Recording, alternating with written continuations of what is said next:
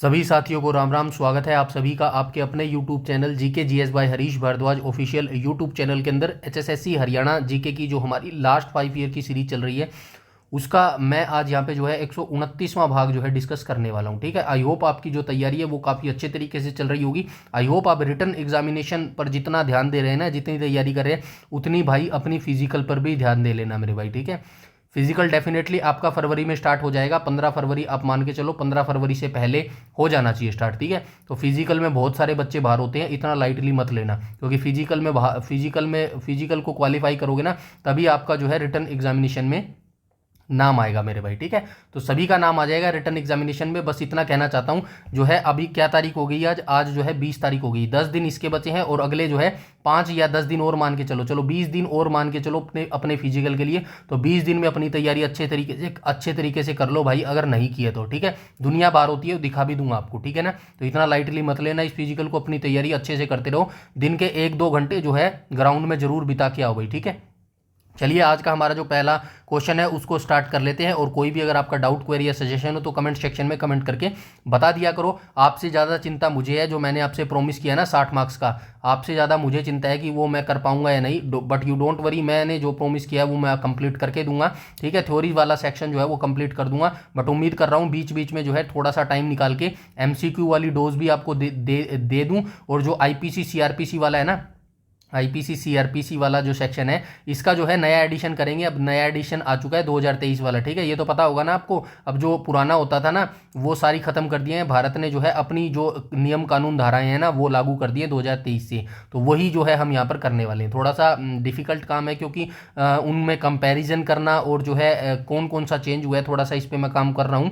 देखता हूँ कब तक जो है इसको कंप्लीट कर सकता हूँ मेरे भाई। ठीक है, बाकी आप लगातार पढ़ते रहिएगा, कोई भी आपको ब्रेक नहीं लेना है। ठीक है, मिनिमम से मिनिमम टाइम है। और जब आपका रिटर्न एग्जाम हो जाएगा ना हरियाणा पुलिस का, उसके बाद मैं खुद आपको बोल दूंगा अब आराम से रिलैक्स करो। 5-7-10 दिन जितना घूमना है फिरना है घूम लो, फिर लो, खेलना है खेल लो। उसके बाद हम आगे की रणनीति पर काम करेंगे मेरे भाई। ठीक है, यहाँ कोई एक 2026 के लिए बात नहीं कर रहा हूँ, हम आगे की रणनीति पर भी बात करेंगे, क्योंकि सबका तो सिलेक्शन हो नहीं सकता। देखो पोस्ट कितनी आई है, 5500 आई है, मात्र 5500 पोस्ट आई है। और इसमें कंपटीशन कितना पाएगा भाई, लाखों में कंपटीशन मिलेगा। बहुत सारे बच्चे हैं, मिलेंगे। अब सबका तो सिलेक्शन नहीं हो सकता ना, मात्र 5500 ही बच्चों का सिलेक्शन होगा। लेकिन बाकी जो बच जाएंगे ना, जो बच्चे बच जाएंगे जिनका सिलेक्शन नहीं हो पाएगा, किसी भी कारण से नहीं हो सकता, बाद में हम उनके बारे में भी सोचेंगे कि क्या उनके बारे में किया जा सकता है और आगे वो अपनी तैयारी कैसे कर सकते हैं। तो यहाँ पे कोई एक बार के लिए बात नहीं कर रहा हूँ मैं, लॉन्ग टाइम के लिए आपके लिए यहाँ पर काम कर रहा हूँ। तो इसीलिए बस पेशेंस आप बनाए रखो और थोड़ा सा विश्वास रखो। एवरीथिंग चीज़ मैं आपको यहीं पर प्रोवाइड करवा दूंगा मेरे भाई। ठीक है, तो चलिए आज के पहले क्वेश्चन की हम शुरुआत कर लेते हैं। और पहले क्वेश्चन में बोला गया है राजा डैश ने थानेसर के अलावा कन्नौज को भी जो है अपनी राजधानी बनाई थी। तो आप सभी जानते हैं हर्षवर्धन राजा होते थे। 606 से 647 तक जो है इन्होंने राज किया था। ठीक है, 647 तक इन्होंने राज किया था। और जो है ये पुष्यभूति वर्धन वंश, या फिर लगा लो आप पुष्यभूति वंश से जो है ये संबंध रखते थे। और क्या याद रख सकते हैं इनके बारे में, इनका दरबारी कवि क्या होता था, बाणभट्ट होता था। ठीक है, बाणभट्ट जो है इनका दरबारी कवि होता था मेरे भाई। ठीक है, और इनके दरबार में जो है एक प्रसिद्ध यात्री भी आया था जिसका नाम क्या था, हुएन स्वांग था। हवेन स्वांग था। अच्छा, एक युद्ध भी इनके द्वारा लड़ा गया था, इनको युद्ध में हराया था। किसने हराया था, पुलकेशिन द्वितीय ने। पुलकेशिन सेकंड लिख लो यहाँ पे, पुलकेशिन सेकंड ने नर्मदा नदी के तट पर। ठीक है, नर्मदा नदी के तट पर 618-19 में जो है इनको हराया था। और ये जानकारी हमें कहाँ से मिलती है, तो ये जानकारी हमें ऐहोल अभिलेख से मिलती है। ठीक है,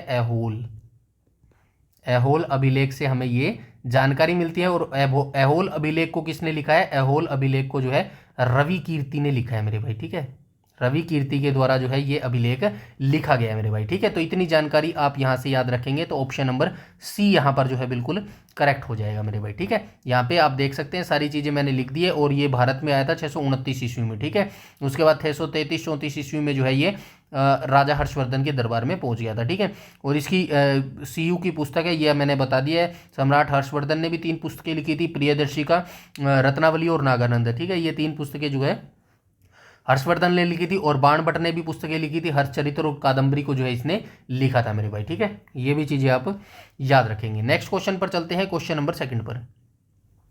क्वेश्चन नंबर सेकंड में क्या बोला गया है, भगवत दयाल शर्मा हरियाणा के प्रथम डैश के लिए जाने जाते हैं। सबसे पहले यहाँ पे क्या आ जाएगा, मुख्यमंत्री आ जाएगा, ठीक है। हरियाणा के पहले मुख्यमंत्री बने थे, और इनका जो जन्म है कहाँ पर हुआ था, झज्जर के बेरी गांव में हुआ था, ठीक है। बेरी गांव, ठीक है, ये कहाँ पर है, झज्जर के अंदर है, झज्जर के अंदर हो जाएगा, ठीक है। ये आप याद रखेंगे। दूसरे हरियाणा के सीएम कौन बने थे, दूसरे हरियाणा के सीएम कौन बने थे, बताओ फटाफट से कमेंट सेक्शन में कमेंट करके। तीसरे कौन बने थे, तीसरे कौन बने थे भाई, राव वीरेंद्र सिंह बने थे दूसरे, ठीक है। तीसरे कौन बने थे, तीसरे बने थे बंसीलाल, ठीक है। और लास्ट तीन की बात करूं तो अभी वर्तमान में कौन है, नायब सिंह सैनी है। इनसे पहले कौन बने थे, नायब सिंह सैनी से पहले कौन बने थे, मुख्यमंत्री भूपेंद्र, माफ कीजिएगा, जो मनोहर लाल खट्टर थे वो बने थे, और उनसे पहले जो है भूपेंद्र सिंह हुड्डा बने थे मेरे भाई, ठीक है। यहाँ तक सारी चीजें क्लियर है। आगे चलते हैं क्वेश्चन नंबर 3 के ऊपर। क्वेश्चन नंबर 3 के ऊपर चलते हैं, कहाँ गया है क्वेश्चन नंबर 3, ये रहा। तो क्वेश्चन नंबर 3 में क्या बोला गया है, क्वेश्चन नंबर 3 में बोला गया है, पानीपत का डैश युद्ध भारत में मुगल साम्राज्य की शुरुआत के रूप में चिन्हित है। तो आप सभी जानते हैं भाई, मुगल साम्राज्य की शुरुआत कब हुई थी, पानीपत का प्रथम युद्ध हुआ था। पानीपत का प्रथम युद्ध कब हुआ था, 21 अप्रैल को हुआ था, ठीक है, 21 अप्रैल को हुआ था। पानीपत का दूसरा युद्ध भी आपको याद रखना है कब हुआ था, 5 नवंबर को हुआ था, ठीक है, 5 नवंबर को हुआ था। तीसरा युद्ध भी आपको याद रखना है कब हुआ था, 14 जनवरी को हुआ था, ठीक है, 14 जनवरी ऐसे लिखेंगे ना, 14 जनवरी, ठीक है। ये डेट आप याद रखना। आई नो आपको ईयर याद होंगे, 1526 हो जाएगा, 1556 हो जाएगा, 1761 हो जाएगा, ठीक है। ये तीनों युद्ध के याद रखना। और ये पानीपत का पहला युद्ध था, पहला युद्ध था, ठीक है, 1526 में बाबर के द्वारा ये युद्ध लड़ा गया था। और बाबर की जो युद्ध है वो मैं आपको बता चुका हूँ मेरे भाई, ठीक है। इसके बाद हम चलते हैं, पहला हो जाएगा ऑप्शन नंबर बी, यहाँ पर बिल्कुल करेक्ट हो जाएगा। चलते हैं आगे। ये सारा लिख दिया मैंने, दिनांक कब लड़ी गई थी, किसके बीच में लड़ा गया था, परिणाम क्या रहा था, बस आपको याद रखना है मेरे भाई, ठीक है। आगे चलते हैं क्वेश्चन नंबर 4 के ऊपर। क्वेश्चन नंबर 4 में क्या बोला गया, सुप्रीम कोर्ट ने हाल ही में हरियाणा सरकार को डैश के क्षेत्र में निर्माण की अनुमति देने पर फटकार लगाई है। निर्माण की अनुमति दिए जाने की वजह से उस क्षेत्र में जंगल आच्छादन समाप्त हो गया है। तो ये करंट अफेयर का क्वेश्चन है, ठीक है, करंट अफेयर का क्वेश्चन है 2018-19 का, ठीक है। 2018 का जो है ये करंट अफेयर है। यहाँ से हम स्टैटिक जीके निकालेंगे। स्टैटिक जीके क्या है, भिंडावास कहाँ पर है भाई, भिंडावास अभ्यारण्य कहाँ पर है, तो ये झज्जर में हो जाएगा, ठीक है, झज्जर में हो जाएगा। और भिंडावास को जो है रामसर साइट का दर्जा भी मिला है, कब मिला है, 2021 में मिला है। सुल्तानपुर कहाँ पर है, सुल्तानपुर गुरुग्राम में है, गुरुग्राम में हो जाएगा, ठीक है। अरावली की पहाड़ियाँ हरियाणा में कहाँ पर है, दक्षिण दक्षिण पश्चिम में है, ठीक है, दक्षिण दक्षिण पश्चिम में हो जाएंगी, ठीक है, दक्षिण पश्चिम में हो जाएगी। इसकी सर्वोच्च चोटी कौन सी हो जाएगी, अरावली पहाड़ियों की। अगर हरियाणा के कॉन्टेक्स्ट की बात करूँ तो ये हो जाएंगी ढोसी की पहाड़ियाँ, ठीक है, ढोसी की पहाड़ियाँ, ढोसी की पहाड़ियाँ, ठीक है। इसका सर्वोच्च शिखर कहाँ पर है, तो ये 652 मीटर है, ठीक है। 1 सेकंड, गलतियाँ बहुत होती हैं यार, क्या चक्कर है, 652 मीटर, ठीक है, 652 मीटर हो जाएगी। और ये कहाँ पर है, नारनौल के कुलजातपुर गांव में अवस्थित है, ठीक है, नारनौल के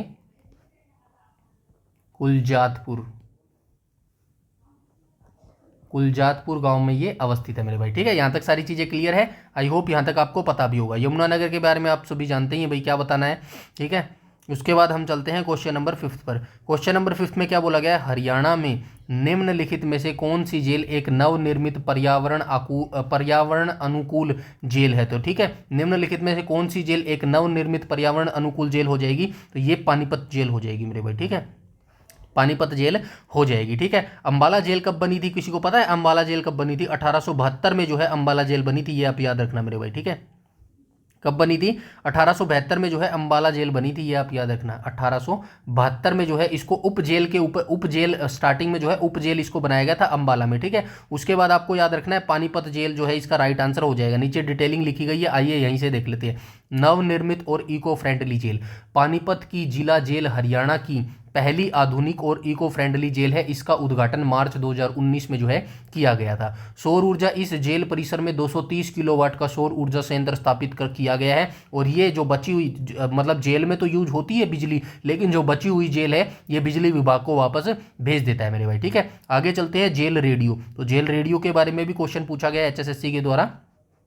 हरियाणा के पहले जेल रेडियो जिसका नाम है तिनका जेल रेडियो की शुरुआत जो है इसी जेल से की गई थी, जो बंदियों के सुधार और पुनर्वास में महत्वपूर्ण भूमिका निभा रहा है। ये सारी चीजें आप पानीपत जेल के बारे में याद रखेंगे। साथ में अंबाला सेंट्रल जेल की स्थापना 1872 में एक उप जेल के रूप में हुई थी, जिसे बाद में 1930 में जिला जेल और 1947 में केंद्रीय जेल का दर्जा दिया गया था, जो इसे ऐतिहासिक जेल बनाता है मेरे भाई। ठीक है, आई होप यहाँ तक सारी चीजें जो है क्लियर हो गई होगी। प्लीज कमेंट सेक्शन में जरूर बता दिया करो, थोड़ी सी मेहनत आपके लिए करता हूं तो मुझे अच्छा लगे, मुझे मोटिवेशन भी थोड़ा कर दिया करो कि ऐसी चीजें आपने पहली मतलब पढ़ी होगी। मैं ये नहीं कहता यार देखो कोई नहीं करवाता, सभी करवाते हैं मेरे भाई। ठीक है, बस थोड़े से मोटिवेशन के लिए आप बता सकते हैं मेरे को, कह सकते हैं कि वीडियो सेशन हमें अच्छा लग रहा है मेरे भाई। ठीक है, चलिए और तो कुछ नहीं है, नहीं बोलेंगे तो भी कोई दिक्कत या फिर फर्क नहीं पड़ेगा मेरे भाई। ठीक है, आगे चलते हैं क्वेश्चन नंबर 6 के ऊपर। क्वेश्चन नंबर 6 में क्या बोला है, बस लाइक कर दिया करो वीडियो। क्वेश्चन नंबर 6 में क्या बोला गया, तो क्वेश्चन नंबर 6 के अंदर बोला गया है हाल ही में फरवरी 2019 में आयोजित Pandit Deendayal Upadhyay memorial all India national style kabaddi championship जो है कहाँ पर संपन्न हुई है। तो ये 2019 का करंट अफेयर है, इसको छोड़ देना। अगर आपको जानना है तो नीचे आंसर दिया गया होगा, वहां से देख लेना। इतना पुराना करंट अफेयर नहीं है, हम 2024-25 2 साल का कर लें वो भी बहुत है मेरे भाई। ठीक है, आगे चलते हैं क्वेश्चन नंबर 7 पर। क्वेश्चन नंबर 7 में क्या बोला गया है, भिवानी जिले का रोहनात गांव खबरों में क्यों था। ये 2018 में खबरों में था भाई, याद रखना। ठीक है, 2018 में खबरों में था। तो ये क्यों था, 70 साल, ऑप्शन नंबर ए यहाँ पर करेक्ट हो जाएगा। 70 साल बाद पिछले साल राष्ट्रीय ध्वज फहराया गया था। ठीक है, तो ये पुराना करंट अफेयर है, बस आप स्टैटिक जी का आपको याद रखनी है। भिवानी जिले का जो रोहनात गाँव है ना, यहाँ पर 70 साल के बाद जो है 2018 में राष्ट्रीय ध्वज जो है फहराया गया था। ये आप याद रखना। यहाँ पे देखो मैंने डिटेल से लिख दिया है, भिवानी जिले का रोहनात गांव 1857 की क्रांति में अपने बलिदान के लिए जाना जाता है। 1857 के विद्रोह के दौरान अंग्रेजों ने इस गांव के लोगों पर भारी अत्याचार किए थे और उन पर दमनकारी प्रतिबंध लगा दिए थे। ऐतिहासिक घटना की बात करूँ तो स्वतंत्रता के बाद भी गाँव के लोगों ने एक लंबी भावनात्मक पीड़ा के कारण सार्वजनिक उत्सवों से दूरी बनाई रखी थी। हरियाणा के मुख्यमंत्री ने 23 मार्च 2018 को, ये 2018 में हरियाणा के सीएम कौन थे, मनोहर लाल खट्टर थे। ठीक है, इन्होंने पहली बार इस गांव में तिरंगा फहराकर इस परंपरा को तोड़ा और घोषणा की कि यह गांव अब शहीदों का गांव कहलाएगा। तो ये चीज आप याद रखना, अगर आपसे शहीदों का गांव पूछे ना तो आप क्या बताएंगे, भिवानी का रोहतास। ठीक है, भिवानी का रोहनात। ठीक है, रोहनात। और अगर जो है शहीदों का शहर आपसे पूछे तो आप क्या बताएंगे, झज्जर बताएंगे मेरे भाई। ठीक है, ये आप याद रखेंगे, यहाँ पे लिख देता हूँ झज्जर ब्रैकेट में। शहीदों का आपसे शहर पूछे ना तो आप झज्जर बताएंगे, और गांव पूछे तो भिवानी का रोहनात बताएंगे। यहाँ तक सारी चीजें क्लियर है। आगे चलते हैं क्वेश्चन नंबर 8 के ऊपर। क्वेश्चन नंबर 8 में क्या बोला गया, भगवान कृष्ण एक ऐसे नृत्य रूप से जुड़े हुए हैं जो राधा के साथ भगवान के नृत्य का वर्णन करता है। इस नृत्य को रासलीला कहा जाता है। कहाँ है, ऑप्शन नंबर बी यहाँ पर करेक्ट हो जाएगा मेरे भाई। ठीक है, ऑप्शन नंबर बी यहाँ पर करेक्ट हो जाएगा। नेक्स्ट चलते हैं क्वेश्चन नंबर 9 पर। क्वेश्चन नंबर 9 में क्या बोला गया, मसानी मेला डैश की देवी के सम्मान में आयोजित किया जाता है। ठीक है, किस देवी के सम्मान में आयोजित किया जाता है, ऑप्शन नंबर डी करेक्ट हो जाएगा। चेचक की देवी, इनको क्या बोला जाता है, शीतला माता मंदिर, आपने सुना है ना, वही है ये शीतला माता मंदिर। और ये किसको समर्पित है भाई, शीतला माता मंदिर। सबसे पहले आपको ये याद रखना है ये किसको समर्पित है, तो ये किसको समर्पित है, देवी कृपी को ये समर्पित है। देवी कृपी किसकी पत्नी होती थी, द्रोणाचार्य का पत्नी होती थी। ठीक है, द्रोणाचार्य की जो है ये पत्नी होती थी मेरे भाई। ठीक है, और इनको जो है शीतला माता को जो है चेचक ठीक करने वाली माता भी बोला जाता है। यहाँ पे लिखा गया है, ये देखो, मसानी मेला जिसे शीतला माता मेला भी कहते हैं, यह मेला मुख्य रूप से गुरुग्राम में शीतला माता के सम्मान में आयोजित किया जाता है, जिन्हें मसानी माता के नाम से भी जाना जाता है। शीतला माता को पारंपरिक रूप से चेचक की देवी माना जाता है।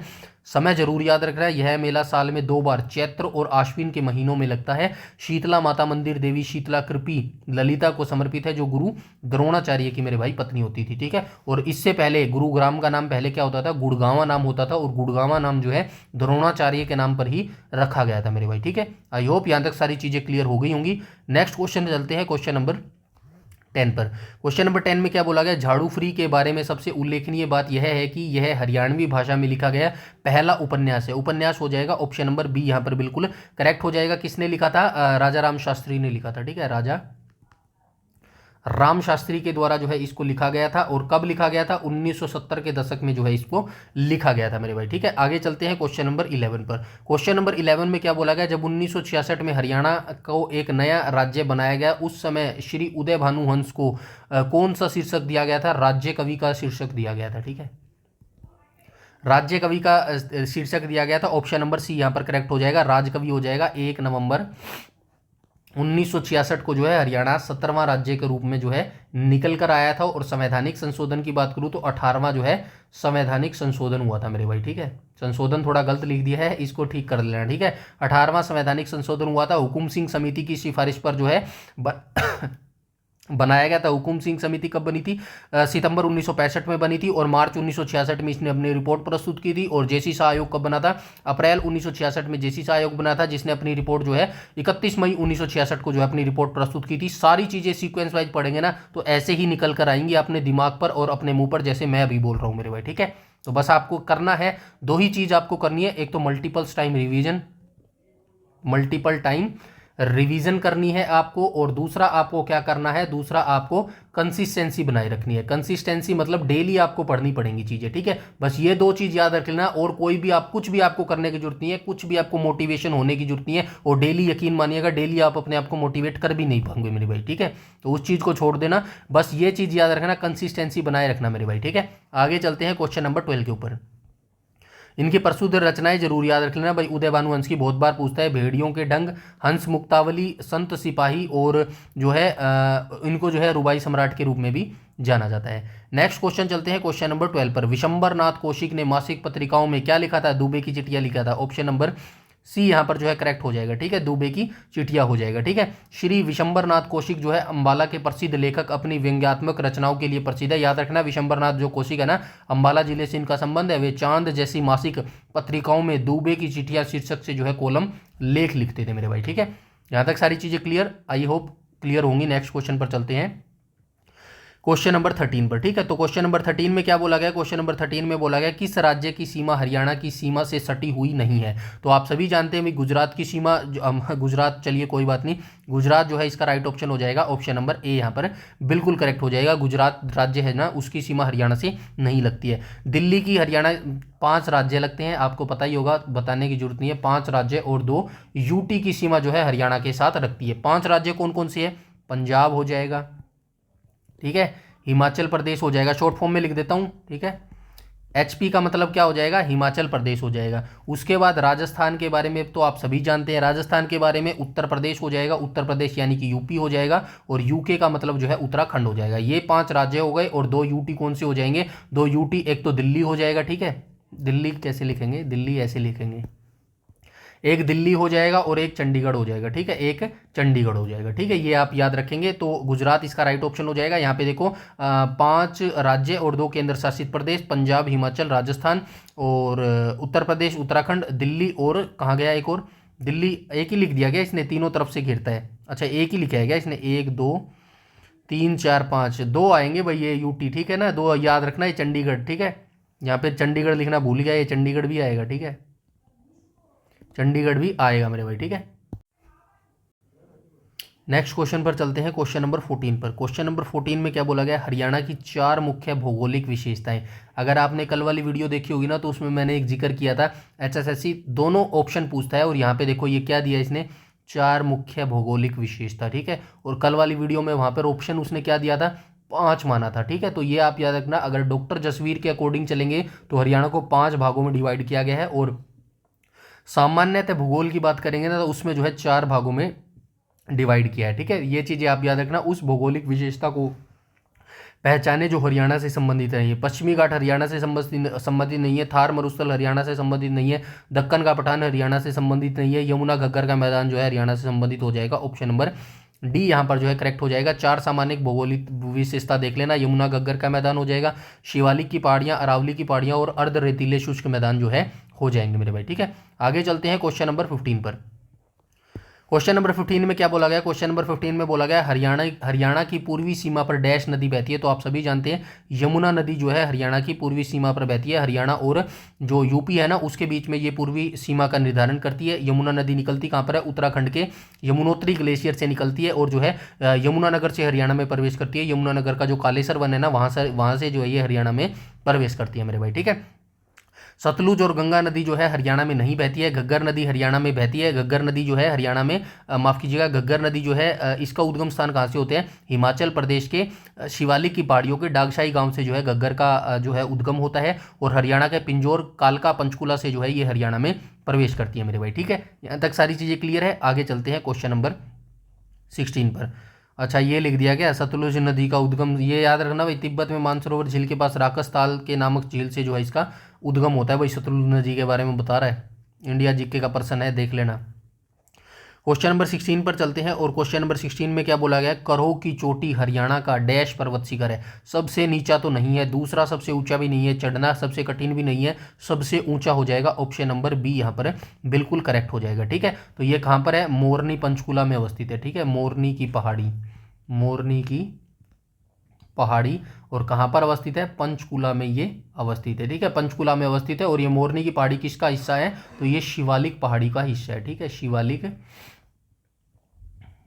पहाड़ियों का ये हिस्सा है मेरे भाई, ठीक है। शिवालिक पहाड़ियों का ये हिस्सा हो जाएगा, ठीक है। इसकी हाइट कितनी है, 1467 मीटर जो है इनकी हाइट हो जाएगी। करोह चोटी इसको बोलते हैं, ठीक है। करोह चोटी इसको बोलते हैं मेरे भाई, ठीक है। कहाँ पर अवस्थित है, उत्तर पूर्व में जो है ये अवस्थित है, उत्तर पूर्व में ये अवस्थित हो जाएगी मेरे भाई, ठीक है। यहाँ तक सारी चीज़ें आपको याद रखना है। और दक्षिणी जो अरावली पर्वतमाला है उसको प्रीवियस वीडियो में मैं बता के आया हूँ, ठीक है। क्वेश्चन नंबर 17 देख लेते हैं। 17 में क्या बोला गया है, हरियाणा का क्षेत्रफल डैश 44.212 नहीं है, 44,212 है मेरे भाई, ठीक है, वर्ग किलोमीटर है। तो क्या हो जाएगा, भौगोलिक हो जाएगा, ऑप्शन नंबर ए यहाँ पर बिल्कुल करेक्ट हो जाएगा, 17 का ए हो जाएगा। नेक्स्ट पर चलते हैं क्वेश्चन नंबर 18, महेंद्रगढ़ जिले का मुख्यालय कहाँ पर, आप सभी जानते हैं नारनौल में हो जाएगा, ऑप्शन नंबर ए यहाँ पर ठीक है करेक्ट हो जाएगा, ठीक है। उसके बाद चलते हैं क्वेश्चन नंबर 19 पर। क्वेश्चन नंबर 19 में क्या बोला गया, हरियाणा के किस राष्ट्रीय उद्यान और वन्य जीव अभ्यारण्य में साल के पेड़ मिलते हैं। तो साल के पेड़ कहाँ पर मिलते हैं, क्वेश्चन नंबर 19 का जो है राइट ऑप्शन क्या हो जाएगा, ऑप्शन नंबर ए हो जाएगा मेरे भाई, ठीक है, ए हो जाएगा। और हरियाणा के दो जो नेशनल पार्क हैं वो कौन कौन से हैं, आई होप आपको पता होगा, एक कालेसर है और एक सुल्तानपुर है। कालेसर को राष्ट्रीय उद्यान का दर्जा कब मिला था, 8 दिसंबर 2003 को जो है इसको राष्ट्रीय उद्यान का दर्जा मिला था। और सुल्तानपुर की बात करूँ तो इसको राष्ट्रीय उद्यान का दर्जा कब मिला था, 1991 में जो इसको राष्ट्रीय उद्यान का दर्जा मिला था मेरे भाई, ठीक है। आई होप यहाँ तक सारी चीज़ें जो है क्लियर हो गई होगी। आगे चलते हैं क्वेश्चन नंबर 20 के ऊपर। ये साल के वृक्ष देखो कालेसर वन में जो है पाए जाते हैं। आगे चलते हैं क्वेश्चन नंबर 20 में क्या बोला गया, हरियाणा में गुरुग्राम की डैश लिंग अनुपात है और डैश साक्षरता दर है। तो गुरुग्राम की जो लिंग अनुपात है ना सबसे कम है, तो ऑप्शन नंबर सबसे कम आएगा, यहाँ पे देखो लिख देता हूँ, सबसे कम हो जाएगा और जो कम हो जाएगा और साक्षरता दर सबसे अधिक हो जाएगा, ठीक है, सबसे अधिक हो जाएगा। अब ऑप्शन में ढूंढो ये कहाँ पर है, सबसे अधिक होएगा ना,